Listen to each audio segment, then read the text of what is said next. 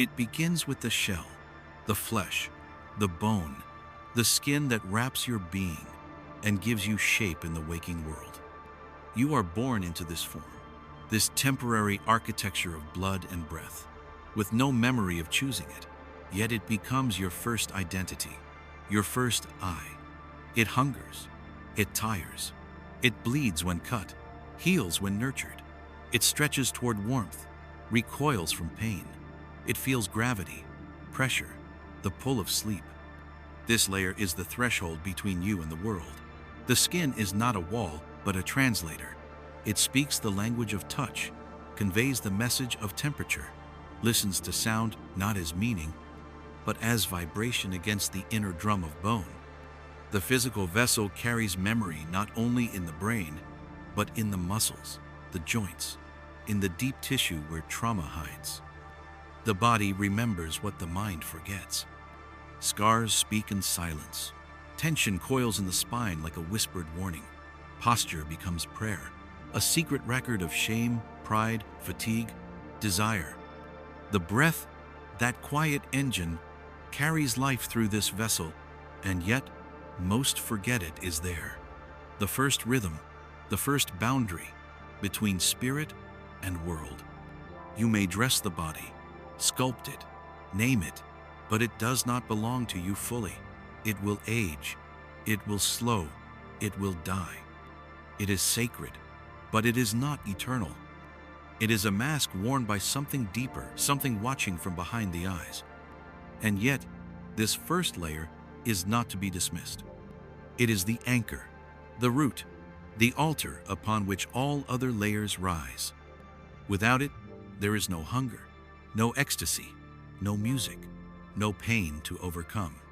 Touch your skin, press your palm to your chest, feel the weight of blood, the rise of breath. This is your beginning, not your whole self, but the door through which the journey begins, the gate of matter, guarded by sensation, held by gravity, and watched even now by something deeper, still, and silent, and ever-present. Beneath the skin, beneath the bones, lurks something older, something that does not think, but knows. It knows hunger, it knows fear, it knows the thrill of chase, and the terror of being hunted. This is the instinctual core, the second layer, the animal that still breathes beneath your human shell. It does not care for language or ideals. It speaks in pulses, spikes of adrenaline, twitches of muscle, shadows of heat and threat. It is the part that tightens your gut in danger, the part that recoils before thought forms, the moment you flinch before the mind can name what's coming. It is not evil, it is not weak. It is survival, pure and raw, older than civilization, older than speech, older than fire. It once kept you alive in caves and forests by noticing the break in birdsong, the rustle of grass behind you, the smell of rain or blood in the wind. And now, it coils inside office chairs, shudders in traffic, snarls in online arguments, still searching for predator or prey in the concrete wilderness of modern life. When you panic without reason, it is this layer screaming. When you lash out at a lover, this is the wolf, cornered and confused. When your body reacts before your mouth can lie, that is truth, spoken in instinct. The instinctual core watches all, ready to protect, to fight, to flee. It does not wait for logic. It is immediate, it is blunt, it is necessary. But if left unchecked, it can become tyrant instead of guardian, paranoia instead of perception, addiction instead of drive, violence instead of movement. To master it, you must not cage it. You must not silence it. You must listen. Feed it wisely. Challenge it with breath, stillness, nature. Show it that the world has changed, but it is still needed. For this layer does not lie. It only reacts. And beneath every reaction is a signal. The signal of life trying to preserve itself. And deeper still, behind the eyes that widen, behind the breath that quickens, there is another presence, watching this primal fire, noticing the tremble, measuring the flame, never touched by, but always aware. That watcher is not instinct. It is not fear. It waits, silently, patiently. We are not yet there, but it sees, even now. Feelings rise like tides, unbidden, uninvited, and yet they shape the very world we see. Joy, sorrow, envy, love. They surge from within, waves lapping against the shores of your body, crashing when least expected, whispering when you try to forget. This is the emotional layer, a fluid sea, ever shifting, moving beneath thought, beyond instinct, yet influencing them both. It begins in the chest, a flutter, a tightness, sometimes warmth, sometimes ice, an ache that has no clear source, a smile that has no cause. Emotion colors, perception, a lens through which the world is painted. Anger sharpens the outlines. Grief blurs the light. Love makes everything glow. But emotion is not truth. It is movement, a response, a reaction, a signal. It is the rain, not the storm, the wind, not the forest. It is real ease, but it is not always reliable. It can be beautiful, it can be violent, it can lead you to tenderness or into ruin. When you are lost in feeling, you drown, you forget the shore, you call the wave me. But you are not the tide, you are the one floating in it. To navigate this layer is to learn stillness in motion, to watch the wave without being swept away. Tears fall, laughter erupts, rage ignites, but through it all, there is still something watching. Unmoved, unshaken, present. That presence is not joy, not grief, not even peace. It is the space where all emotion arises and where all emotion fades. The eye that watches the flood without fear of drowning. You have felt it before, in the quiet after the storm, in the breath between sobs, in the strange stillness that follows release. That is where the watcher stirs. Not judging, not controlling, just witnessing. And the emotions, they pass. They always do. Like weather across the sky, transient, necessary, but not you. You are not the storm, you are the sky. And the watcher, the one who never moves, is already there, above it all, waiting. Thoughts never stop. They arrive unannounced, like birds across a gray sky, some beautiful, some brutal. They comment, they calculate, they remember, regret, rehearse. This is the mental layer, the architect of the self, the inner narrator, the planner, the judge, the voice behind the face. It builds worlds from memory, draws maps from meaning, stacks identity like bricks in a wall. I am this, I am not that. I believe, I reject. It solves, it doubts, it defends, it desires control. Your mind is a builder and a fortress. It constructs stories to survive, narratives to justify, explanations to protect the fragile layers below. When pain rises from emotion, the mind intervenes. When did this begin? Who's to blame? How do I escape it? It wraps logic around longing, analysis around ache. It seeks clarity, because clarity feels like control. But clarity is not always truth. Sometimes the stories become cages. I always fail. They never cared. This is who I am. Unseen scripts repeated like spells. These beliefs crystallize, and soon, you no longer live your life, you live your explanation of it. Yet the mind can also be a gateway, a doorway into vision, imagination, creativity. It can solve riddles the world has not yet spoken. It can dream futures beyond what the body and heart can sense. It is both map and maze. But here's the secret. You are not your thoughts. They arise, they fade, they contradict, They lie. They inspire. But they are not you. You can watch them come and go. You can step back, like one watching a parade from the window above. And when you do, when you recognize that the narrator is not the author, that the thoughts are not the thinker, a quiet space opens. Still, spacious, unmoving. That space is ancient, and in it sits the watcher. It sees the thoughts pass by, like clouds across the sky. It does not interrupt. It does not interfere. It simply observes. And in that observation, a strange thing happens. The mind becomes lighter, thoughts grow quieter, and something else, something deeper begins to speak. But not with words. You do not see it, but it sees you, always.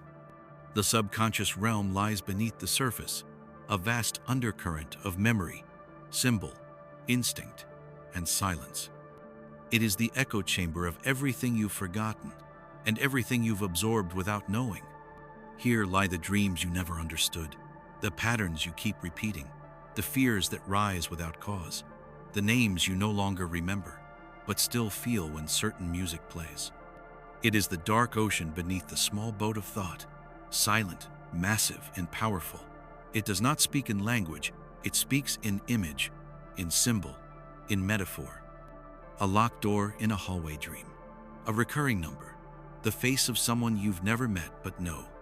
Here, buried in its folds, are the wounds you didn't tend, the joys you didn't allow, the truths you once swallowed to survive. It stores the rituals of survival, when to smile, when to shrink, when to run, when to pretend. It learned young, and it remembers well.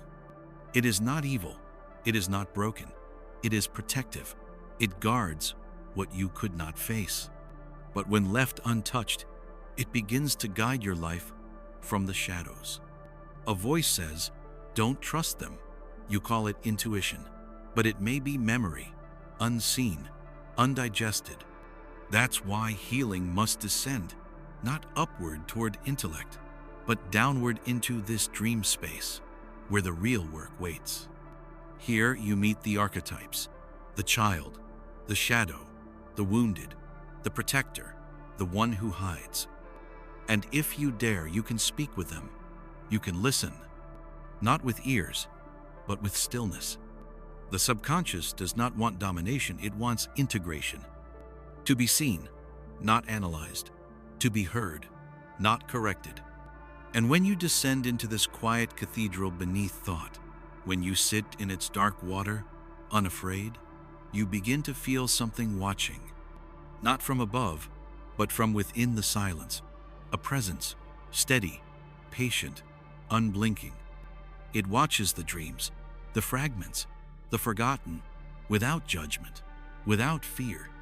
And in that moment, you realize, even here, in the deepest chamber of your being, you are still being watched by something that remembers what you truly are. It does not speak loudly. It does not argue. It never explains itself. It simply knows, quietly, clearly, instantly. This is the intuitive layer, the whisper beneath the noise, the subtle nudge behind decisions you cannot justify, but somehow trust. It does not come from the mind. It rises from somewhere else, a depth you do not command, but which moves through you like a hidden stream beneath the floor of reason. You feel it in your chest or the back of your neck, a sudden stillness before a choice, a silence that carries certainty. It speaks in nudges. Don't go in there. Say yes. Turn back. Wait. No logic, no debate, just a direction, a knowing. It is what made you stop walking just before the car sped past. It is what drew you to someone before they even spoke. It is what told you the job, the house, the offer weren't right, even when everything said they should be. And when you ignored it, you paid the price, not in punishment, but in the deep ache of having gone against yourself. Intuition is not emotion. It is not thought. It does not react. It reveals. Some say it is ancient memory. Others call it divine guidance. Perhaps it is both. It speaks most clearly when the mind is quiet, when the heart is still, when the breath deepens and presence sharpens. This layer is the compass that does not point north, but true. And like all layers, it can be clouded by fear, by fantasy, by the voice of ego dressing up as insight. To trust it, you must first clear the noise, distill the voice from the echo. You must ask, is this guidance or fear disguised as knowing? And when it is true intuition, you'll feel it. You won't need proof, because truth doesn't need convincing. It only needs listening. Behind this layer too, there is something watching. The watcher sees when you follow intuition and when you don't. It does not judge either way, but it notices. For it is not the whisper itself, it is the silence that receives the whisper. And in that silence, there is knowing older than even intuition, still, steady, eternal. You felt it in glimpses, moments when time paused, when clarity descended like light through cloud, when you knew not just what to do, but who you are. This is the higher self, the part of you that does not beg for approval, that does not flinch from truth, that does not shrink or boast. It is the one who speaks with quiet authority, not from ego, but from essence. It is not a goal, not a fantasy, not some better version of your current self. It is you, when all masks fall away. It is the one who watches pain without becoming it, the one who forgives, not out of weakness, but wisdom. The higher self sees from above the battlefield, not taking sides, but understanding the war. It seeks not victory, but alignment. Its questions are different, not what do I want, but what serves truth, not how do I win, but who am I when I'm free? It walks with integrity, not as a rule, but as a rhythm. It appears in moments of stillness, when the lower layers fall quiet, when breath becomes prayer, and the heart expands beyond the body. Sometimes it speaks, other times it simply is, a presence within the presence, a flame that doesn't burn, but illuminates. To live from this layer is to become a mirror, reflecting truth to others without distortion. To choose the difficult path because it's the right one, even if no one sees. The higher self holds vision. It remembers the thread that ties every wound to every lesson, to every awakening. It is not perfect. It does not float above experience. It walks with you, but lightly, clearly, compassionately. And when you act from this layer, you feel whole, aligned, at peace without reason. But even this, even the higher self, is still a layer. Because there is something, even quieter, even older, that does not speak and does not act. It only watches. The flame watches the fire, the eye behind the eyes, the silence beneath the truth. That is who waits in the final chamber, the one who watches even the self that seeks to rise. There is a silence so vast it cannot be heard, only noticed, in the absence of all else. There is an awareness that does not think, does not feel, does not move. It simply sees. This is the transcendent observer, the eighth layer, the clear, still lake upon which all other layers cast their ripples. It watches the body age. It watches the instincts fire. It watches emotion rise and fall. It watches the mind build its stories. It watches memory whisper from the deep. It watches intuition speak in. Symbol. It even watches the higher self strive for alignment. And through it all, it remains unchanged, untouched, untethered. You have known this place. In moments between waking and sleep, in deep meditation, in crisis, when all falls away and only raw presence remains. It is not a you in the personal sense.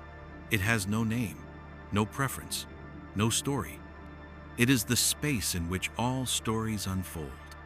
And yet, without it, nothing could be known, nothing could be witnessed, nothing could matter. It is not a participant. It is the screen upon which the film is projected. It is not the character. It is the light. It watches thoughts rise like mist and fall away like rain. It watches pain without resisting. It watches joy without grasping. It watches fear without fleeing. It is the pure act of noticing, noticing the now, noticing the noticing. And this awareness is not yours. It is you. Not the self you've shaped, but the presence you've always been. It does not need belief. It does not require language. It does not change when the world changes. It was here before you were born, and it will remain when the name you've carried falls away. The transcendent observer does not control. It does not choose. It only witnesses. And in that witnessing there is freedom. Not the freedom to do anything, but the freedom to be, even when everything else disappears. When all the layers dissolve, the body, the mind, the memory, the striving, this stillness remains. It does not say, I am, it simply is. The watcher who has watched from the very beginning. There is something deeper still, not a layer, but a presence. It is not a part of you, it is prior to you. It does not dwell within the body. It is not born of instinct. It is not shaped by emotion. It does not think. It does not need to know. It does not even observe. It is observation, pure, unfiltered, unbound. It is the one that watches, even the act of watching. Beyond the witness, beyond awareness, beyond presence that we can name. No qualities, no boundaries, no edge, no center. It does not look at anything. It does not experience, because experience still implies separation. It is what remains when all distinctions collapse. When there is no subject, no object, no self, no other. It is the stillness behind silence, the space before space, the moment before time unfolds. You cannot see it, because it is what allows seeing. You cannot feel it, because it is what makes feeling possible.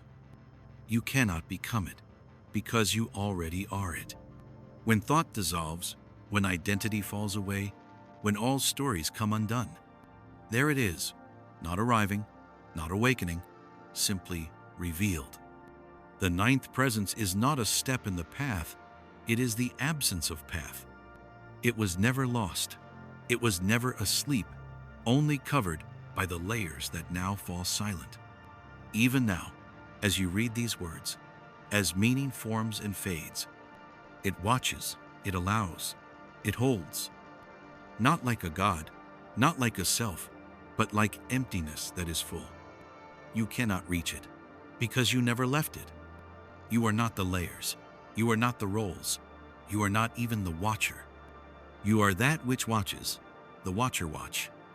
And to rest there, even for a breath, is to remember what was never forgotten. The one that watches does not sleep, does not fear, does not move. It waits without waiting. It knows without knowing. And it is what you have always been, before belief, before name, before time.